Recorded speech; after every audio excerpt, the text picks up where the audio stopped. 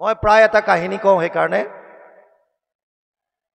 আপুনি কিমান শুনিছে সেইটো ডাঙৰ কথা নহয় যিকণ শুনে এইকণ শ্ৰদ্ধা সহকাৰে শুনক শ্লোকাৰ্ধম শ্লোকপদম শ্ৰীমদ ভাগৱত উদ্ভৱম অকণমানো যদি শুনিছে ভাগৱতৰ এটা শ্লোকৰ আধাও যদি শুনিছে এফাকি পদৰ যদি আধাও যদি শুনিছে শ্ৰদ্ধা সহকাৰে যদি শুনিছে তাৰ পৰাই আপোনাৰ লাভ হ'ব এটা চোৰ কেইজনমান মানুহে খেদি খেদি আহি আছে বাহিৰত ভাগৱতৰ য'ত অনুষ্ঠান হয় তাত 50,000ৰ পৰা 1 লাখ মানুহে শ্ৰৱণ কৰিব পৰা কেপাচিটি থাকে 50,000 to 1 লাখ এটা পেণ্ডেলত আৰু তাত কথা হয় মাত্ৰ 3 ঘণ্টা এনেকুৱা দিনজোৰা নহয় 3 ঘণ্টা শিডিউল 3 ঘণ্টা হ'ব 3 ঘণ্টাত ভাগৱত সমাপ্ত তাৰপাছত খোৱা বোৱা ইত্যাদি কি কৰে কৰক আকৌ যদি দৰকাৰ হয় তেতিয়াহ'লে পেছত আকৌ 3 ঘণ্টা হ'ব 9টাৰ পৰা 12টা মাজত গেপ যদি ৰাইজৰ বিপুল অনুৰোধ 3টাৰ পৰা 6টা বছ দুটা শিডিউল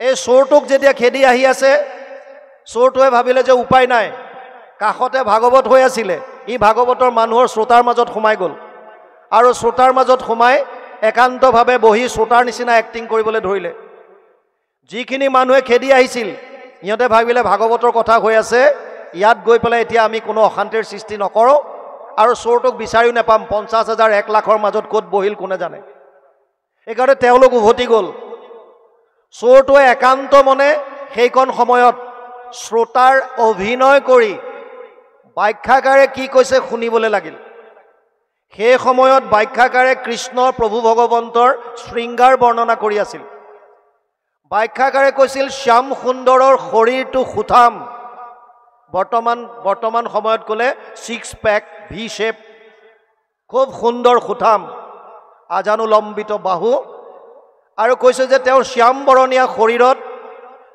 যিখিনি চুলিখিনি কেঁকুৰা কেঁকুৰি আৰু তাত এটা সোণৰ কিৰীটি পৰিধান কৰে তাৰ ওপৰত ময়ূৰৰ পুচ্ছ থাকে চোৰটোৱে ভাবিছে বৰ ধনী মানুহ হ'ব চাগে সেইকাৰণে একান্ত মনে আৰু মন দিছে কনচেন্ট্ৰেশ্যন পাৱাৰ বাঢ়ি গৈছে ব্যাখ্যাকাৰে কৈছে শ্যাম সুন্দৰে গলত যিডাল হাৰ পিন্ধে সেয়া সোণৰ কৰ্ণত যি কুণ্ডল পিন্ধে সেয়া সোণৰ হাতত যি বাজু পিন্ধে সেয়া সোণৰ আৰু তেওঁৰ কঁকালত যিডাল কঁকালি মাৰে সেয়া সোণৰ পীতবস্ত্ৰ পৰিধান কৰে আনকি তেওঁৰ যিটো বাঁহী আছে এইটো সোণৰ চোৰটোৱে ভাবিছে ইমান ধনী মানুহ ইয়াৰ এড্ৰেছটো ল'বই লাগিব ইয়াৰ ঘৰতে সিন্ধি মাৰিম বেলেগত গৈ লাভ নাই এইকাৰণে একান্ত মনে শুনি আছে এই শ্যাম সুন্দৰ দেখিলে কেনেকৈ চিনি পাম আৰু ব্যাখ্যাকাৰ এজনে কৈ আছে ওখ পাখ সুন্দৰ সুঠাম বডি অকণমান মিঠা বৰণীয়া চুলিখিনি কেঁকুৰা কেঁকুৰি সোণৰ কিৰীটি পীতবস্ত্ৰ হালধীয়া বস্ত্ৰ পৰিধান কৰিছে সুন্দৰভাৱে কৈছে চোৰটোৱে ৰূপটো ধাৰণ কৰি ল'লে আৰু যেতিয়া ব্যাখ্যাৰ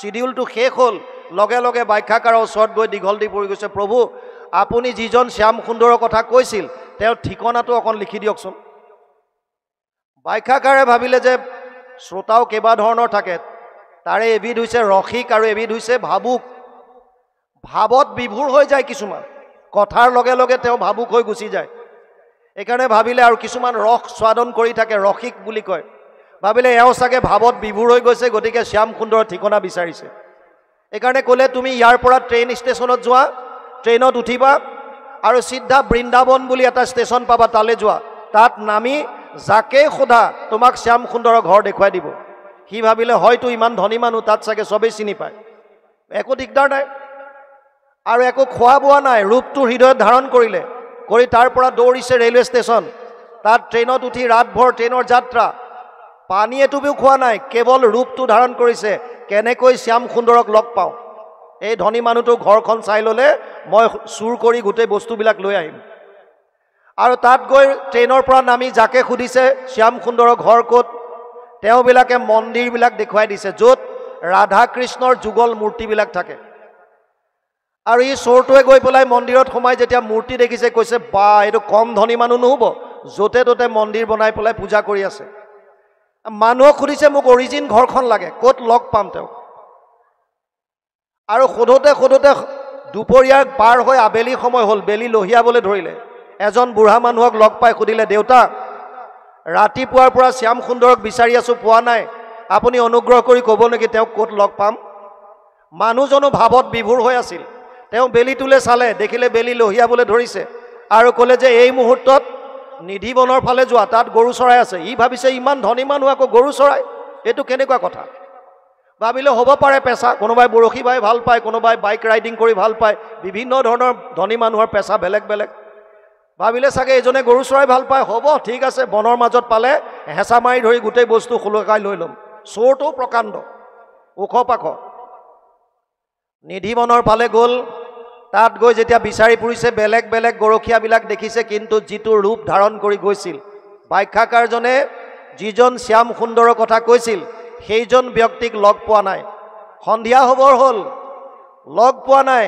শেষত তেওঁ উৎকণ্ঠাত জোৰত জোৰতকৈ মাতিবলৈ ধৰিলে, হে শ্যাম সুন্দৰ, হে শ্যাম সুন্দৰ। ভগৱানে গীতাত অৰ্জুনক কৈছে যে যথামাম প্ৰপদ্যন্তে তাম তথৈব ভজম্যহম। ৪ৰ্থ অধ্যায় 11 নম্বৰ শ্লোক। মোক যোনে যেনেকৈ বিচাৰে মই তাক তেনেকৈ দৰ্শন দিওঁ, মোক যেনেকৈ যোনে ভজে মই তাক তেনেকৈ তাৰ ভজন কৰোঁ। গতিকে যিটো ৰূপ তেওঁৰ হৃদয়ত ধাৰণ কৰি আছিল সেই ৰূপত তেওঁৰ সন্মুখত দেখা দিলে। যেতিয়াই ভগৱান কৃষ্ণক সন্মুখত দেখা পালে লগে লগে তেওঁৰ অজ্ঞানতা দূৰ হৈ গ'ল। যেনেকৈ আপুনি অন্ধকাৰ কোঠা এটাত সোমাই লাইটৰ ছুইচটো দিয়াৰ লগে লগে আন্ধাৰ নাইকিয়া হৈ পোহৰ হৈ যায়, ভগৱানক দৰ্শন পোৱাৰ লগে লগে চোৰটোৰ হৃদয়ৰ যিমানবিলাক সহ্যবৃত্তি অজ্ঞানতা আছিল চব নাইকিয়া হৈ ভক্তি বস্তু জ্ঞান বস্তু জাগ্ৰত হ'ল। এতিয়া চোৰটোক কৈছে তুমি মোক ইমানকৈ কিয় বিচাৰিছা? সি কৈছে ভগৱান মোৰ ভুল হৈ গ'ল, মই তুমি কোন বুজি পোৱা নাছিলোঁ। মই ভাবিছিলোঁ যে এজন ধনী মানুহ, মই চোৰ, গতিকে মই চুৰ কৰাৰ মানসিকতা লৈ পেলাইহে তোমাক বিচাৰিছিলোঁ। কোৱা কোৱা তোমাক কি লাগে কোৱা। বোলে মোক এতিয়া একো নালাগে। নাই নাই মই জানিছোঁ তোমাক কি লাগে। এই বুলি গোটেই কিৰীটি খুলিলে, বাজু খুলিলে আৰু কুণ্ডল খুলিলে, সোণৰ বাঁহী কাপোৰত মেৰিয়াই টোপলা কৰি দি দিলে। এয়া লোৱা, তুমি এয়া বিচাৰি মোৰ ওচৰলৈ আহিছা। চোৰটোৱে ক'লে প্ৰভু মই চোৰ আছিলোঁ হয়, কিন্তু এতিয়া মই বুজি পালোঁ তুমি কোন। মই তোমাক কৈছোঁ যে তোমাৰ এই অলংকাৰ পৰিধান কৰিবৰ পৰা ব্যক্তি পৃথিৱীত মই দ্বিতীয় এজন আজিলৈকে দেখা নাই, গতিকে এয়া বস্তু মোক নালাগে। ভগৱানে ক'লে কিন্তু মোৰ দৰ্শন অথলে নাযায়, তুমি কিবা এটা বিচাৰা। তেওঁ ক'লে যদি দিবই বিচাৰিছা তেতিয়াহ'লে মোক এটা বস্তু দিয়া। বোলে কি? যেতিয়াই মই তোমাৰ দৰ্শন বিচাৰোঁ তুমি যাতে মোক এই ৰূপত যাতে দৰ্শন দিয়া। আৰু ভগৱানে ক'লে তথাস্তু। লগে লগে অন্তৰ্ধান হ'ল। চোৰটো পুনৰ তাৰ পৰা দৌৰিছে, আকৌ ট্ৰেইনত উঠিছে, ৰাতভৰ ট্ৰেইনৰ যাত্ৰা, আৰু পাছদিনা আহি পেলাই ব্যাখ্যাকাৰজনৰ চৰণত দীঘল দি পৰিল আৰু ক'লে হে প্ৰভু ঈশ্বৰ, মই এটা চোৰ আছিলোঁ। কালি আপোনাৰ মুখেৰে শ্যাম সুন্দৰৰ বৰ্ণনা শুনি তেওঁৰ ঘৰত চুৰ কৰিবৰ কাৰণে আপোনাক ঠিকনা বিচাৰিছিলোঁ। আপুনি মোক বৃন্দাবনলৈ পঠিয়াই দিলে আৰু মই বৃন্দাবনত গ'লোঁ। কিন্তু অতি আচৰিত কথা, আপোনাৰ অকণমান সময় শ্ৰৱণ কৰিয়েই মই স্বচক্ষে ভগৱান কৃষ্ণৰ দৰ্শন পাই আহিছোঁ। ব্যাখ্যাকাৰজনে ক'লে অসম্ভৱ। কিয়?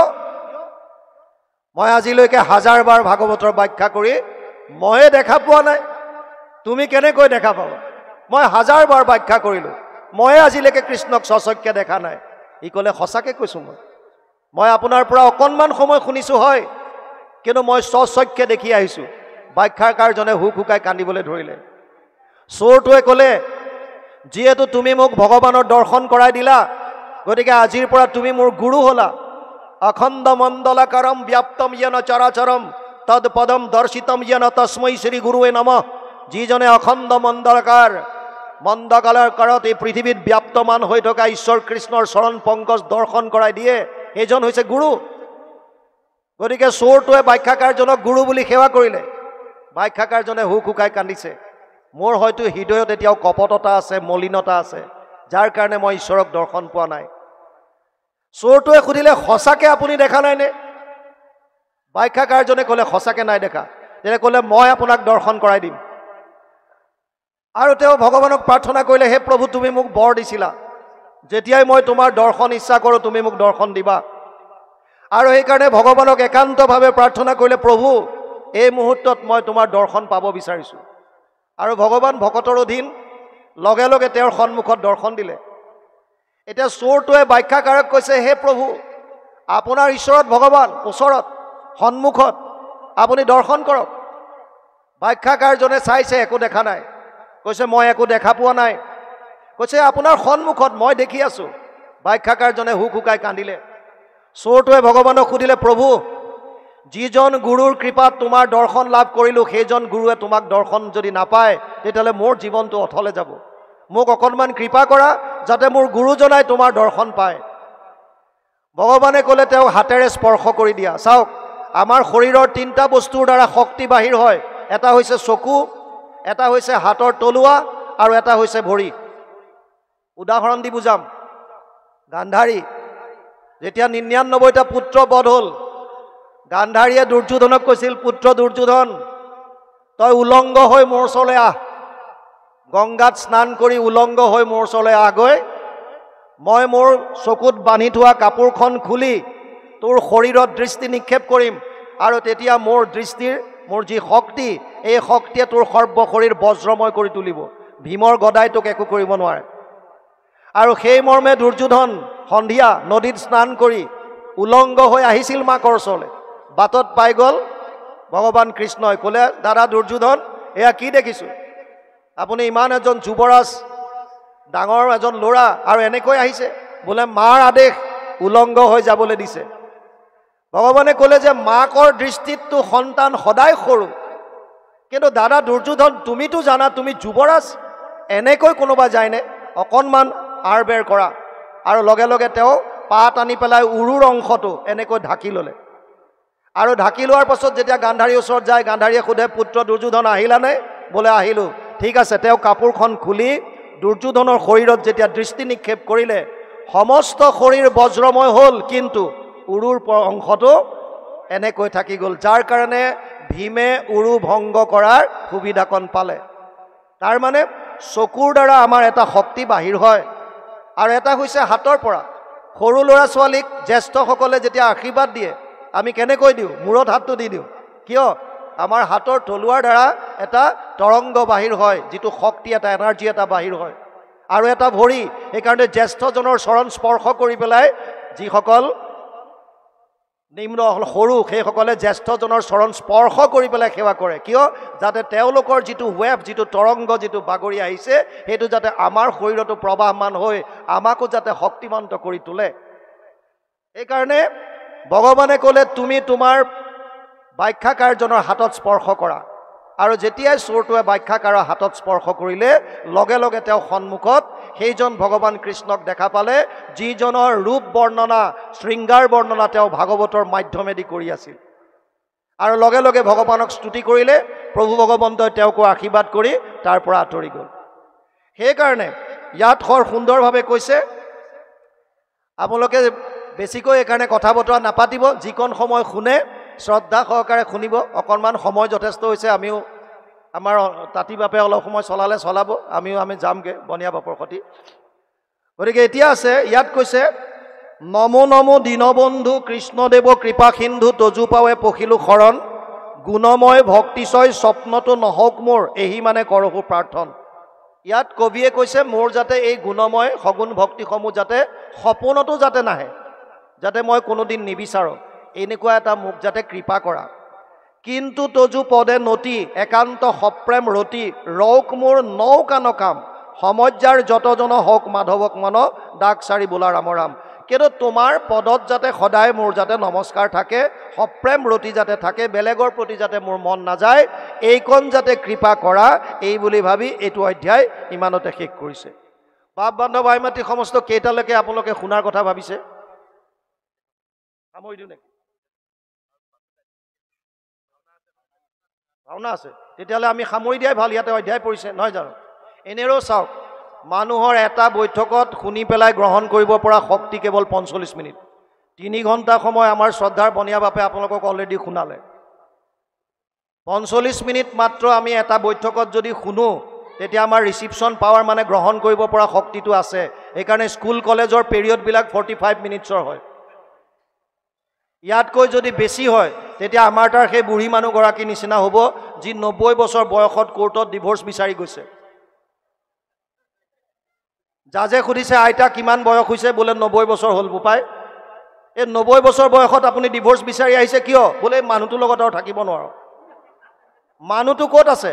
কোৰ্টৰ বেলেগ এফালে দেখুৱাই দিছে, বুঢ়া মানুহ এজন লাখুটি লৈ বহি আছে, হাতটো কঁপি আছে। জাজে সুধিছে, দেউতা আপোনাৰ বয়স কিমান হ'ল?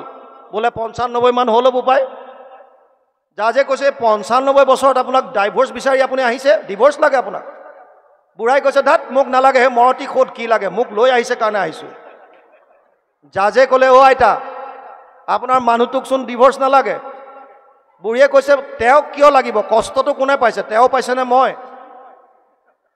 জাজে সুধিছে আপুনি এনেকুৱা কি কষ্ট পাইছে কৈছে মানুহটোৱে যিমান গালি খপনি পাৰে চব মই শুনো অ' এইটোত আপুনি ডিভোৰ্চ নাপায় কিয় এই গিৰিয়েক ঘৈণীয়েকৰ মাজত এইবিলাক হৈয়ে থাকে কেতিয়াবা মানুহটোৱে গালি পাৰিলে আপুনি শুনিলে কেতিয়াবা আপুনি গালি পাৰিব মানুহটোৱে শুনিব বুঢ়ীয়ে কৈছে সমস্যা তাতে কি সমস্যা মানুহটোৱে কাণেৰে কম শুনে জাজে কৈছে এইটোতো আপুনি ডিভোৰ্চ নাপায় কিয় আজিকালি মেচিন পায় নহয় হিয়াৰিং এড পায় হিয়াৰিং এড আনি দিলে হ'ল মেচিন এটা কাণেৰে শুনা বুঢ়ীয়ে কৈছে মেচিন আনি দিছোঁ জাজে কৈছে তেতিয়া সমস্যা কি কৈছে যেতিয়াই মানুহটোক গালি পাৰোঁ মেচিনটো খুলি থয়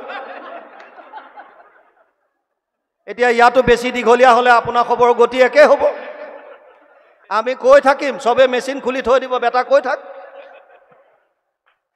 সেইকাৰণে আমাৰ বনিয়া বাবুয়ে ইংগিত দিছে যে আৰু দীঘলীয়া কৰিব নালাগে বাপ বান্ধৱ আই মাতৃ সমস্ত আপোনালোকৰ প্ৰাথমিকৰ কাৰণে আমি এভাগ আমাৰ গ্ৰন্থ লৈ আহিছিলোঁ গ্ৰন্থভাগ আপোনালোকৰ নামঘৰৰ কাৰণে আমি দি যাব বিচাৰিছোঁ গীতা সিন্ধু যিখন গ্ৰন্থত গীতাৰ 700 সংস্কৃতৰ শ্লোক 700টা পদত অনুবাদ কৰা আছে লগতে গদ্যত ভাঙনি কৰা আছে আৰু কাব্যিক ৰূপ দিয়া হৈছে যাতে পাঠ কৰিব পাৰে কাৰণ আমি যিখন গীতা পঢ়ি আছোঁ এখন ভাৱ অনুবাদ ভাৱানুবাদ হ'লে কবিৰ ভাৱৰ তাত প্ৰভাৱ পৰে যেনেকৈ কৃষ্ণৰ যদি চৰিত্ৰ জৰাসন্ধক লিখিবলৈ দিয়ে কৃষ্ণৰ চৰিত্ৰ যদি দুশাসনক লিখিবলৈ দিয়ে কৃষ্ণৰ চৰিত্ৰ যদি ৰুক্মক লিখিবলৈ দিয়ে তেতিয়াহ'লে চৰিত্ৰ বেলেগ ৰূপ পাব আৰু সেই চৰিত্ৰ যদি আপুনি যুধিষ্ঠিৰক দিয়ে বিদুৰক দিয়ে উদ্ধৱক দিয়ে তেতিয়াহ'লে কৃষ্ণৰ ৰূপটো বেলেগ পাব তাৰ মানে ডিফাৰেঞ্চ কিয় হৈছে কৃষ্ণৰ লীলাত ডিফাৰেঞ্চ নাই ডিফাৰেঞ্চ আহিছে